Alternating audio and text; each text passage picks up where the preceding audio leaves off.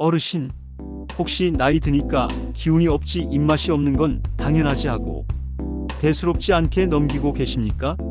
절대 아닙니다. 그것은 세월의 흐름이 보내는 당연한 신호가 아닐 수 있습니다. 바로 어르신들의 목숨을 아주 조용히 소리 없이 노리는 저승사자가 보내는 위험한 초대장일 수 있습니다. 대한민국 65세 이상 어르신들을 가장 많이 돌아가시게 만드는 질병, 우리가 흔히 무섭다고 생각하는 암보다 심장병이나 뇌졸중보다도 사망률이 더 가파르게 증가하고 있는 병, 그 이름은 바로 폐렴입니다. 오늘 이 이야기는 조금 길게 느껴지실 수 있습니다. 하지만 끝까지 듣고 나시면 어르신의 남은 인생을 10년, 20년은 더 건강하고 편안하게 만들어 드릴 지혜를 얻으실 수 있을 겁니다. 다른 곳에 신경 쓰지 마시고 잠시만 제 이야기에 귀를 기울여 주십시오. 내 소중한 목숨을 지키는 세상에서 가장 중요한 이야기입니다. 안녕하세요. 어르신들의 건강한 100세 시대를 진심으로 응원하는 행복천사입니다. 제가 시작부터 너무 무서운 말씀을 드려서 혹시 마음이 불편하셨다면 용서하십시오.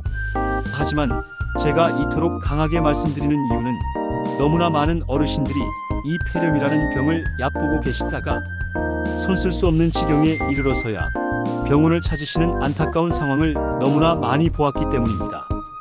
폐렴 그거 그냥 독한 감기 아니야? 이렇게 생각하시는 분들이 정말 많습니다. 하지만 감기와 폐렴은 비유하자면 동네 작은 불장난과 온 집안을 태우는 큰 화재만큼이나 다른 병입니다. 감기는 우리 몸의 현관문이라고 할 수 있는 코나 목에 바이러스가 잠깐 머물다 가는 것이지만 폐렴은 우리 몸의 가장 중요한 안방, 생명의 중심인 폐에 세균이나 바이러스가 직접 침투해서 불을 지르는 것과 같습니다. 폐는 우리가 숨을 쉴 때마다 산소를 받아들이고 이산화탄소를 내뱉는 생명을 유지하는 핵심 기관입니다. 수억 개의 작은 포도송이 같은 폐포로 이루어져 있는데 폐렴에 걸리면 이 폐포 안에 염증으로 인한 고름과 체액이 가득 차오릅니다. 마치 물에 젖은 스펀지처럼 딱딱하게 굳어버리는 것이죠. 그러니 숨을 쉬어도 산소가 피 속으로 들어갈 수가 없고 온몸이 산소 부족에 시달리게 됩니다. 결국 숨이 차서 헐떡이다가 심하면 스스로 숨을 쉴 수 없는 상태에 이르러 목숨까지 잃게 되는 무서운 병입니다. 그런데 이 무서운 폐렴이 왜 소리 없는 저승사자라는 별명을 갖게 되었을까요? 바로 어르신들께는 전혀 다른 얼굴, 아주 교활한 모습으로 찾아오기 때문입니다. 젊은 사람이라면 폐렴에 걸렸을 때 당장 체온이 38도, 39도까지 오르고 온몸이 덜덜 떨리는 오한이 찾아옵니다. 가슴이 찢어질 듯 아프고 노랗고 끈적한 가래가 나오는 심한 기침을 밤새도록 합니다. 누가 봐도 아, 저 사람 지금 당장 병원에 가야겠구나 하고 알 수 있는 뚜렷한 신호를 보냅니다. 하지만 우리 어르신들의 몸은 다릅니다. 오랜 세월을 살아오면서 몸의 면역 군대가 약해져 있고 병이 나도 신호를 보내는 기능이 무뎌져 있습니다. 그래서 폐렴이라는 큰 병이 몸속에서 번지고 있어도 열도 거의 없고 기침도 그저 콜록콜록하는 정도로 그치는 경우가 허다합니다. 대신 전혀 폐렴이라고는 상상할 수 없는 다음과 같은 신호들을 보냅니다. 첫 번째 신호는 갑자기 입맛이 뚝 떨어져 수저를 드는 것조차 힘들어 하시는 겁니다. 평소 좋아하시던 음식도 마다하고 밥 한두 술 뜨고는 이내 수저를 내려놓으십니다. 가족들은 나이 드시니 소화가 안 되시나 보다 하고 넘기기 쉽습니다. 하지만 이는 폐의 염증 때문에 온몸이 기력을 잃고 있다는 첫 번째 경고등입니다. 이렇게 식사를 못하시니 영양 상태가 나빠지고 그러면 면역력은 더 떨어져 폐렴이 더욱 악화되는 악순환이 시작됩니다. 두 번째 신호는 평소보다 부쩍 기운이 없고 마치 솜이 물에 젖은 것처럼 몸이 축 처지는 느낌입니다. 아침에 일어나기 힘들어하시고 온종일 잠만 주무시려고 합니다. 말 시키는 것조차 귀찮아하시고 눈에 총기가 사라집니다. 이건 역시 나이 탓으로 돌리기 쉽지만 사실은 폐에서 산소 공급이 원활하지 않으니 온몸의 세포가 에너지를 만들지 못해 나타나는 현상입니다. 세 번째, 그리고 가장 무서운 신호는 정신이 오락가락하시는 겁니다. 멀쩡하시던 분이 갑자기 시간이나 장소를 헷갈려 하십니다. 아들, 딸을 못 알아보거나 이미 돌아가신 분을 찾기도 합니다. 헛것이 보인다고 하거나 알아들을 수 없는 헛소리를 하시는 선망 증세가 나타납니다. 가족들은 혹시 치매가 시작됐나 하고 덜컥 겁을 먹지만 이것은 뇌의 산소 공급이 부족해지면서 나타나는 폐렴의 대표적인 증상일 수 있습니다. 네 번째 신호는 갑자기 소변이나 대변을 가리지 못하시는 겁니다. 의식이 흐려지고 전신 기력이 쇠약해지면서 나타나는 현상입니다. 어떻습니까? 열나고 기침하는 것보다 훨씬 더 알아차리기 힘든 증상들이죠. 바로 이 때문에 병원에 갈 골든타임을 놓치는 겁니다. 요즘 컨디션이 안 좋으신가 보네 하고 며칠 지켜보는 그 짧은 시간 동안 폐렴균은 어르신의 폐 전체를 점령해버리고 손쓸 수 없는 폐혈증이나 호흡부전으로 이어지는 경우가 너무나도 많습니다. 특히 다음 세 가지 병을 앓고 계신 어르신들은 다른 누구보다도 폐렴에 대해 몇 배는 더 경계하고 조심하셔야 합니다. 첫째, 천식이나 만성기관지염, 폐기종 같은 호흡기 질환이 있는 분들입니다. 이미 폐가 약해져 있는 상태라 폐렴균에게는 이미 문이 반쯤 열려있는 집과 같습니다. 남들보다 훨씬 쉽게 감염되고 한번 감염되면 걷잡을 수 없이 나빠집니다. 둘째, 고혈압, 심부전, 협심증 같은 심장 질환이 있는 분들입니다. 심장과 폐는 우리 몸의 엔진과 산소 공급 장치처럼 함께 일하는 한 팀입니다.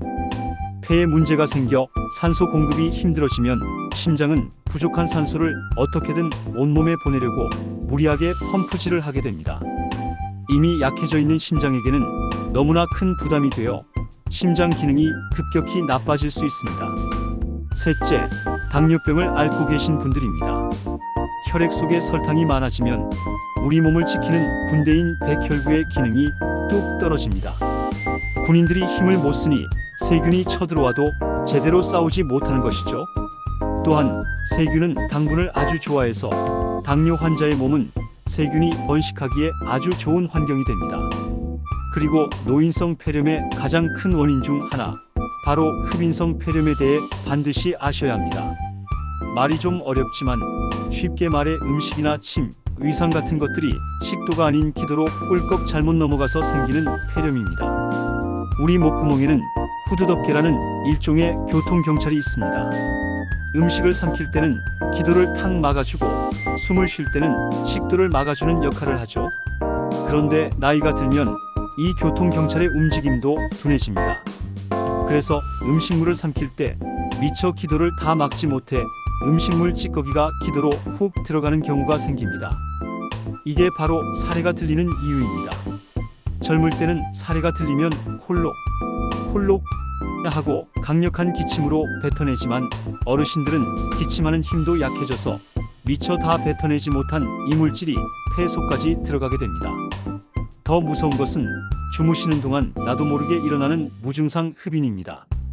밤사이 입안에 고여있던 세균 가득한 침이나 위에 있던 위산이 역류해서 조금씩 기도로 흘러 들어가는 겁니다. 이렇게 더러운 것들이 매일 밤 폐를 공격하니 폐가 견뎌낼 재간이 없는 것이죠. 혹시 평소에 식사만 하시면 유독 사례가 자주 들리시나요? 자고 일어났을 때 목이 칼칼하고 기침이 나나요? 이건 역시 폐렴을 부르는 아주 중요한 위험 신호임을 절대 잊지 마십시오. 자, 그럼 이렇게 교활하고 무서운 폐렴 앞에 우리는 속수무책으로 당하고만 있어야 할까요? 아닙니다. 천만다행으로 폐렴은 충분히 막을 수 있는 병입니다. 오늘부터 제 말씀을 듣고 몇 가지만 꾸준히 실천하시면 폐렴 걱정 없이 건강한 노년을 보내실 수 있습니다. 가장 중요한 것은 내 몸의 방어력, 즉 면역력을 튼튼하게 키우는 것입니다. 첫째, 입안을 군대처럼 깨끗하고 철저하게 관리해야 합니다. 입안은 세균이 살기 가장 좋은 장소입니다. 이 세균들이 침과 함께 기도로 넘어가면 그대로 폐렴의 원인이 됩니다.